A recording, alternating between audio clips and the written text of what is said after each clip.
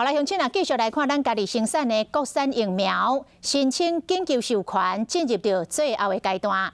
进前总统蔡英文来宣告，讲这个国产疫苗7月要来供应到1000万剂，但是中央研究院的院士当时嘛是疫苗审查委员陈培提出来讲，这根本就做袂到。 佮强调讲，这个审查上大的困难就是蔡总统，因为整个过程无法度保持着独立甲中立，伊实在是做袂落去了，所以归去来请示。国产疫苗未前上市度纷纷扰扰，做疫苗审查委员的中研院院士陈培天最近公开指示讲，高端、联亚、国光等3间本土的生技公司作为蛋白质处单位的疫苗，无受到 WHO 的认可。 嘛讲国内厂商拢底降一度，认讲国内疫苗政策有问题。不过行政院长苏贞昌表示讲，这一切拢有专家伫做专业的监督。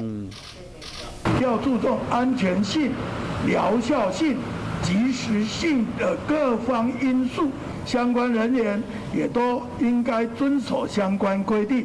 即马个案外案，城市主审的媒体人周玉科讲，陈培铁第一代志逼了后，请示审查委员。因为陈培铁强调讲，伊本身伫5月底就辞职啦。审查上大困难就是蔡总统，已经讲啊，7月底爱注着国产的疫苗。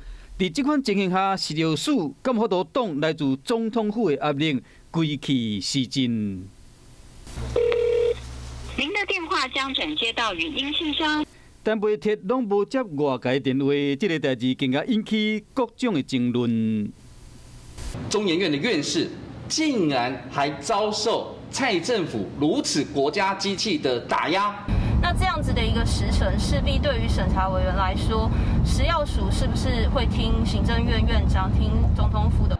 国产疫苗解盲的结果也未出来，敢法度真正对抗病毒？外界早就已经有各种议论。